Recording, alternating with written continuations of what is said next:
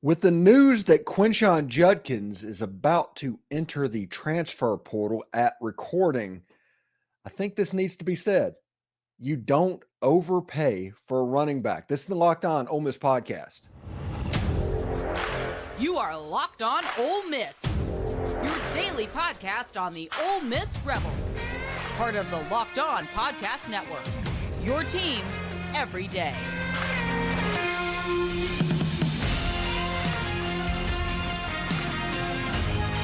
Hi, I'm Stephen Willis, a former staff member at Ole Miss, a 10-year veteran of Yahoo Sports and the national media, and a veteran of WSMV. Today on the show, we'll tell you about why Quinshon Judkins and his situation cannot be allowed to influence his Ole Miss's transfer portal haul this year. Plain and simple, period. As I mentioned, I'm Stephen Willis, and this is the Locked On Ole Miss podcast, your daily podcast on the Ole Miss Rebels, part of the Locked On Podcast Network, your team every single day. We're free and available wherever you get your podcast and on YouTube. Thanks for making Locked On Ole Miss your first listen every day, and a special hello to the everydayers that make the show what it is. Today's episode is brought to you by Game Time. Download the Game Time app, create an account, and use code Locked On for $20 off your first purchase.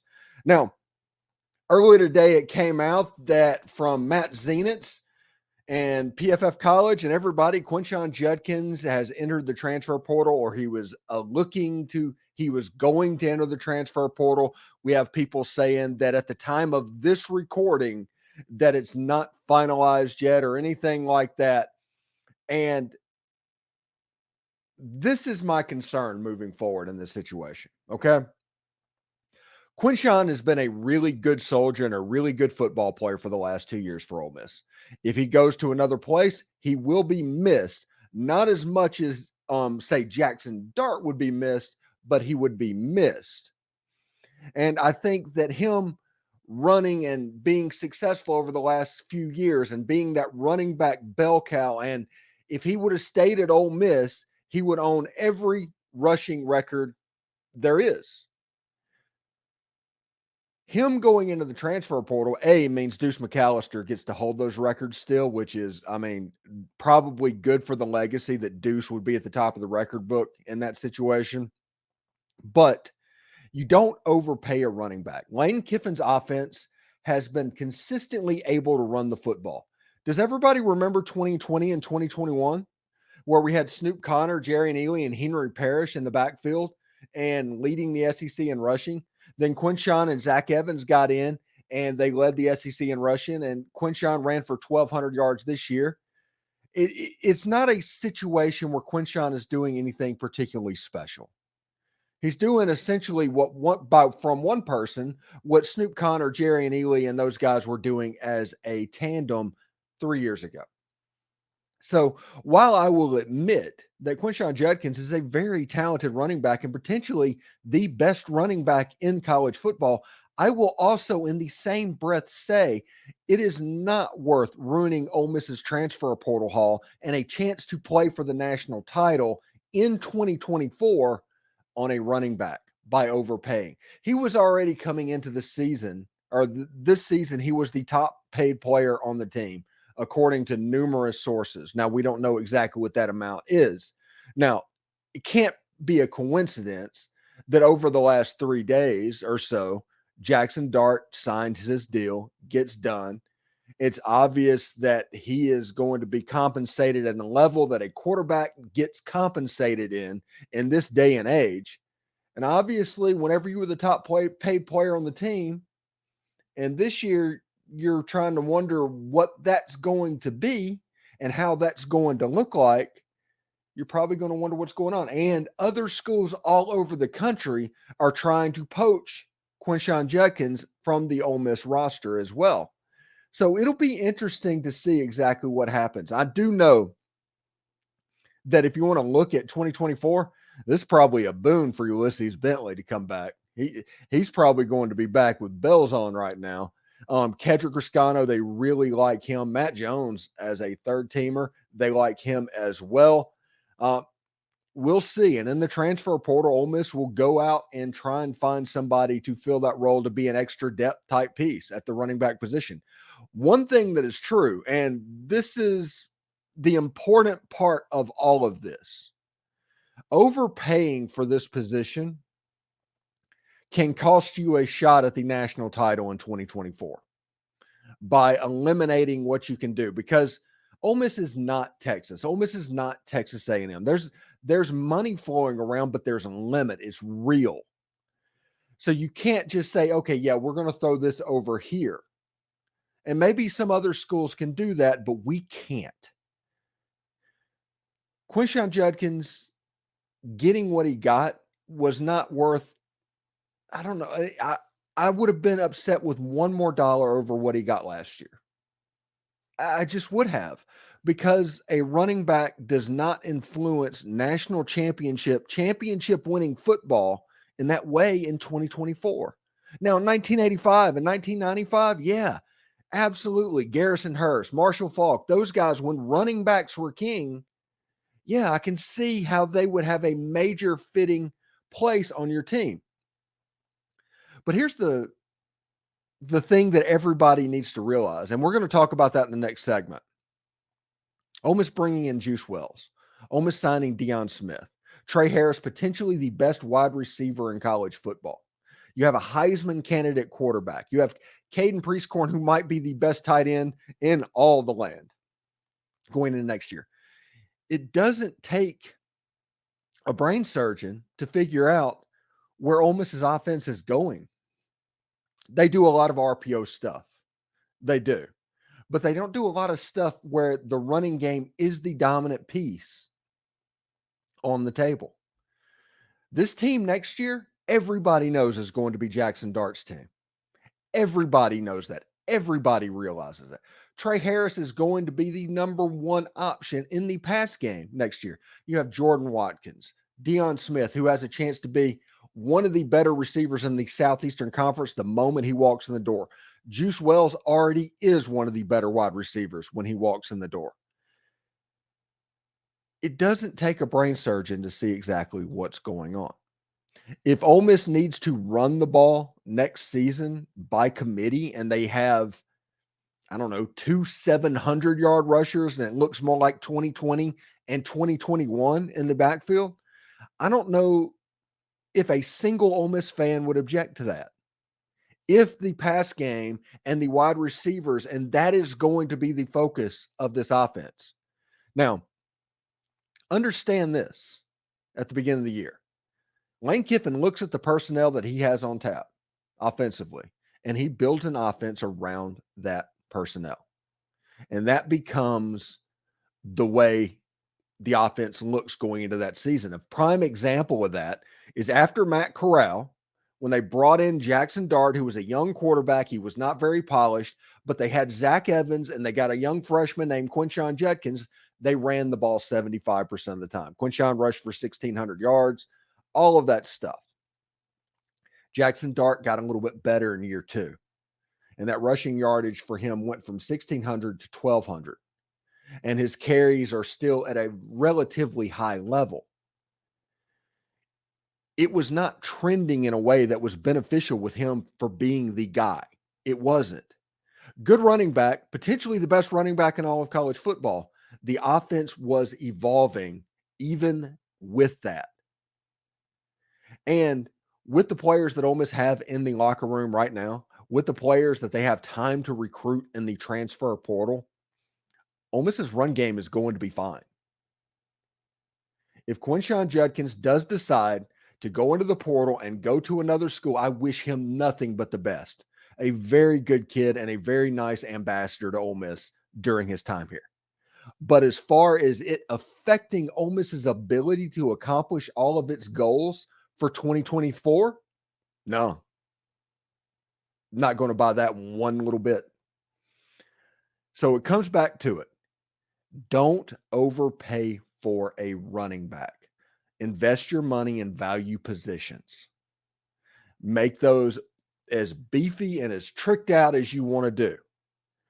But don't think you're going to play in the playoffs with an offense featuring something from the 1980s and 90s, because that's not how football works. I understand there's some emotional attachment to players. I get that.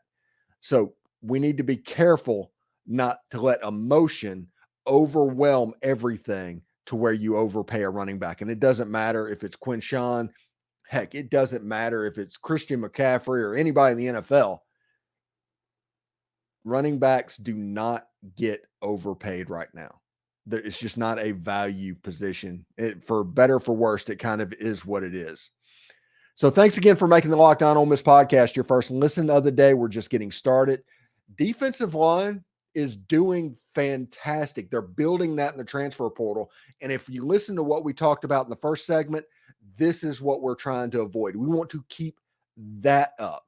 And they're not the only position. Defensive line, wide receiver is also going to be at the top of college football. We're going to introduce you to Deion Smith and talk about a wide receiver unit that needs to be feared by opponents. The NFL regular season is wrapping up, but there's still time to get in on the action with FanDuel. It's America's #1 sports book. Right now, new customers can get $150 in bonus bets guaranteed when you place a $5 bet. That's $150 in bonus bets, win or lose. The app is so easy to use, and there's so many different ways to bet, like live same-game parlays. You can find bets in the Explore tab. You can make a parlay in the Parlay Hub. That's pretty cool. It's the best way to find popular parlays on the FanDuel site, and they have many more. So visit FanDuel.com/lockedon to make your first bet a layup. FanDuel, an official partner of the NFL. Locked On has launched the first ever national sports 24/7 streaming channel on YouTube. Locked On Sports Today is here for you 24/7, covering the top sports stories of the day with local experts of Locked On, plus our national shows that cover every league. Go to Locked On Sports Today on YouTube and subscribe to the first ever national sports 24/7 streaming channel. All right, so in the first segment, we talked about Quinshon Judkins, and this, honestly, if you've watched this show for any period of time, I've been saying this for a couple of months now. I saw this coming down the line, and it needed to be said. It needed to be said, and it needed to be said over and over again, but that is my opinion on that. And the reason for my opinion is some of the value positions that exist inside college football, Ole Miss is doing pretty well. Now, if you look at the defensive line, you have Princely Umanmielen, had 39 tackles, 11.5 tackles for loss, 7 sacks. A big money position at defensive end. You've added over 11 tackles for loss and 7 sacks off of a fairly bad Florida defense last year. He's coming to Ole Miss. He had an article on like Swamp 24/7 or something like that, where he wants to win a title. He feels like he can get that done at Ole Miss. Now, the one who started all is Pooh Paul, and he was the second leading tackler on Arkansas's team, 6.5 tackles for loss, 74 tackles, had a quarterback hurry with 2 sacks. If you look at sacks and tackles for loss, Ole Miss just has added 17 tackles for loss in 2 players. You look at Tyler Barron from Tennessee, 10.5 tackles for loss, 6 sacks. You can see how these value positions that Ole Miss genuinely needed to get to a level that they weren't at, they were so important. Really, really good football players.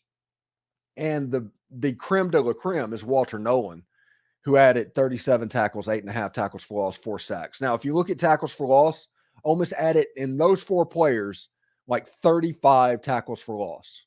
They added somewhere in the neighborhood of about 15 to 20 sacks just in those 4 players. So this is what I'm talking about value positions and bringing in those prospects to where your roster gets increasingly better. And Ole Miss is at a point where they're doing just that. If you look at the roster under Lane Kiffin, from 2020 to now, every year the roster has gotten better. It's been unmistakable. And you look at it in like 2020, that was the first year. That was the COVID year. It was a weird year. Ole Miss won the Outback Bowl, fine. And then you have 2021, they go to the Sugar Bowl with Matt Corral, and they had Snoop Connor and Jerry and Ely and those guys. Basically the heartbeat of the 2019 recruiting class was that group. 2022, they were breaking in a new quarterback. Jared Ivey, a whole bunch of players came in at one time, kind of a class of transfer portal players came in, and Ole Miss ended up going 8-5. They had a rough end of the season. Auburn came for Lane Kiffin, and you can't tell me that didn't have an effect of what was going on. And then you go into 2023, and Ole Miss was just good. 11 wins. Jaxson Dart played just immeasurably better than he did in 2022.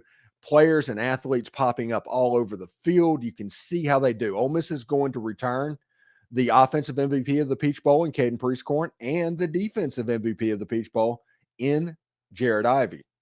So you look at what was being brought back, and then you take into the account the Grove Collective and all that. And Walker Jones has talked many times about wanting $1 to spend like $3 in the transfer portal, and Ole Miss to try and be very efficient with what they're doing.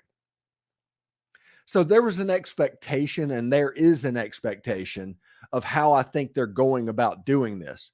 And you add places like Umanmielen, Walter Nolen, Pooh Paul, Taz Nicholson, DeCameron Richardson, Tyler Barron, Tamarian McDonald, Louis Moore, those players on the defense that's going to completely rework that unit. That's a major deal. And you do that by being efficient in the Grove Collective. Now, when you look at another reason that I don't want to overspend is how good this wide receiver unit is going to be. To put it in perspective, Ole Miss is signing a JUCO, and in a lot of ways, his situation reminds me of what Randy Moss went through and how he ended up at Marshall. Now, here's the situation. We're going to look at some highlights here, and this is against Southwest Community College. This is one game, okay? This is one game, and I'm doing this intentionally. Now, Holmes Community College did not have the most dynamic offense. They didn't. I mean, it is kind of what it is. But you can see the catch radius. You can see the athletic ability. You can see the ability to make contested catches to the where he was completely taking over the game. And by he, I mean Deion Smith. He is finally making it to Ole Miss because when he signed with LSU out of high school, Ole Miss was the number 2. And he decided after his freshman year, he had some academic stuff to work on. I'm not exactly sure about it. He ended up wanting to transfer to Ole Miss. He couldn't get in immediately. He went to East Mississippi. And then he went to Holmes County Community College. But the one thing that nobody can question is the kid's athletic ability and what he brings to the table. And Deion Smith comes in as a potential number 4 or 5 option. That's what's absolutely nuts. Deion Smith, take away the AJ and DK year and take away the Laquan Treadwell stuff, and he would probably be the most talented wide receiver that's ever stepped foot on an Ole Miss campus, even greater than Dante Moncrief, and I'm sure Dante would talk about that as well. Deion Smith has that level of talent.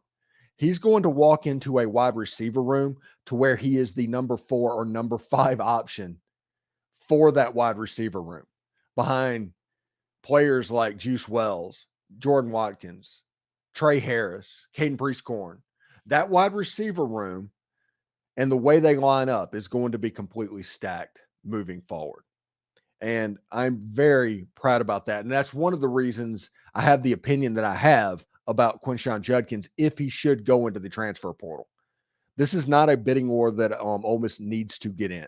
If he goes into the portal, wish him well. Thank you for all the great memories. Go find another running back because you can probably get it for about half price that can put up in the group roughly the similar numbers. It just is what it is. And I hope everybody can kind of keep a level head about this situation right now. There's still more to come on Locked On Ole Miss, part of the Locked On Podcast Network, your team every day. Ole Miss's basketball team is number 22 in the country. They've started 13-0, but this weekend, number 5, Tennessee Volunteers is on the offering. We'll see exactly how well this version of the Rebels stack up. You know, you shouldn't have to worry when you buy tickets to your next big event. Game Time is the fast and easy way to buy tickets for all the sports, music, comedy, and theater events near you. They have easy to find and buy tickets of every kind of event in your area, and they have views from every seat in the arena. That's really cool. They have all-in prices that show your total up front, so you know you're getting a great deal before you check out, and you can buy tickets with just 2 taps. Click, click, you are done. With zone deals, you can also just pick the section and let Game Time pick the seats for the biggest of big time savings. And the Game Time guarantee means you'll always get the best price. If you find the tickets in the same section and row for less, Game Time will credit you 110% of the difference. Take the guesswork out of buying tickets with Game Time. Download the Game Time app, create an account, and use code Locked On for $20 off your first purchase. Terms apply. Again, create an account, redeem code LOCKEDON for $20 off. Download Game Time today. Last minute tickets, lowest price, guaranteed. Thanks for making Locked On Ole Miss your first listen of the day, and shout out to the everydayers. Locked On has launched the first ever national sports 24/7 streaming channel on YouTube. Locked On Sports Today is here for you 24/7, covering the top sports stories of the day with the local experts of Locked On, plus our national shows covering every league. For your second listen, go to Locked On Sports Today on YouTube and subscribe to the first ever national sports 24/7 stream channel. Be part of history. Now, we're going to change gears just a little bit because the number 22 Ole Miss Rebels are going up to Thompson-Boling Arena Saturday to take on the number 5 Tennessee Volunteers. You have a situation where Ole Miss's basketball team, they've been legit. They've been shooting 3-pointers just completely lights out. Alan Flanagan coming in as a number 1 is a big time addition. Juju Murray, also big time addition. And I think the major thing with this basketball team, and this is a situation that Ole Miss's defensive line in 2024, they're going to benefit from that as well. But if you look at this basketball team, last season, the number 1 option on the team was Matthew Morrell. The number 2 option was Jamin Brakefield. It's just the way it was. They were responsible for getting all the points. All of the pressure was on Matthew Morrell. They pressed a little bit, and it was just difficult for both of them. Chris Beard has come in his first year, and he's 13-0. He has the last person that has lost a basketball game as the coach of the Ole Miss Mids team is Kermit Davis. Still, at least that happens at least for another day. But Chris Beard came in and brought in Alan Flanagan, who is the younger son of Wes Flanagan, as assistant coach on the staff. They brought in Juju Jalen Murray from St. Peter's, and all of a sudden, Matthew Morrell has become the number 3 option for scoring on the team. He doesn't have to carry everything. He can just play basketball. You know, when people talk about let the game come to you, that's a situation where Jamin Brakefield and Matthew Morrell had to get going to kind of click. At the beginning of the season, they struggled. Alan Flanagan had to carry so much of the load. Juju Murray had to carry so much of the load because they were pressing. In a lot of ways, it was similar to the 2008 Houston Nutt team, them basically having to reprogram their brain in a different way to unlock how good they could be. And all of the stuff that we've heard about Matthew Morrell and Jamin Brakefield, we just needed to see it. And this season, Matthew Morrell has been a sharpshooter from outside the arc. He's been the 3-point shooter that we've been promised for several years. Jamin Brakefield already has gone over 20 points multiple times, I think, this season, and he can be a menace on the inside. Ole Miss has the ability, when they go positionless, to put Jamin Brakefield at the 5. And he's kind of a matchup problem for anybody that's trying to match up on him, because Ole Miss can also put 2 7-footers on the floor. That affects the way other teams play Ole Miss. And if you look at teams that are trying to get to the rim, you want to talk about rim protection. These guys block everything. It's difficult. Sometimes when a player goes into the lane, especially like a guard that's like 6 foot tall, it's like one of those used car lot things in the middle, the inflatables that are like really high in the air. That's what it looks like with Jermaine Sharp just blocking shots all over the place. Now, this game is going to be potentially the first game that Ole Miss can really get popped in. I want to see what happens. I want to see what happens one of two ways. I want to see what happens if Ole Miss wins this game. Ole Miss can win this game. And we talked to Tim Thomas where he talked about, hey, he's a homer, but he's rooting for Ole Miss and thinks Ole Miss can win the game. But also, part of me is like, what happens if Ole Miss loses this game? You know, what does Ole Miss look like against Florida if they lose to Tennessee and Thompson Bowling? What does that look like? Because we haven't seen that. We have not seen that level of adversity on Ole Miss's team. And this is a Chris Beard team. I'm assuming they're going to come out with their hair on fire and they'll be completely good to go against Florida if they lose the game. But we still haven't seen it. It's still theoretical at this point. There's no proof of concept one way or another. So Ole Miss with their scores, and they have four legit scores that are doing pretty well this year, and Jamin Brakefield, Matthew Morrell, Juju Murray, and Alan Flanagan, going against Tennessee, who is a top 5 defensive unit in the country. They're ranked number 5 overall in the entire country, and they just have good players. And we all know this is actually kind of funny that whenever Ole Miss is good, basketball-wise, it just feels like their first game is on the road at a top 5 team. Normally it's in Rupp. Normally it's against Kentucky. But sometimes whenever Tennessee is really good, Tennessee ends up there as well. So we'll see exactly what this looks like. I'm pretty excited about what it can be moving forward. And I want to see if the players against the defense can work a little bit because their ball movement looks so much better. They do a fine job of passing up a good shot for a great shot for the perfect shot.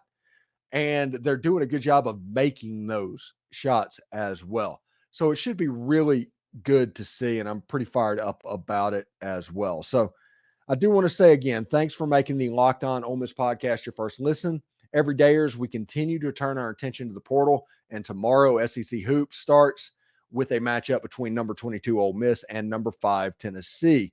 For your second listen, Locked On has launched the first ever national sports 24/7 streaming channel on YouTube. Locked On Sports Today is here for you 24/7, covering the top sports stories of the day with the local experts of Locked On, plus our national shows that cover every single league. For your second listen, go to Locked On Sports Today on YouTube and subscribe to the first ever national sports 24/7 streaming channel. You will not want to miss that. Make history, right? Hotty toddy, everybody. If you're on YouTube, we will send you there right now. Take care.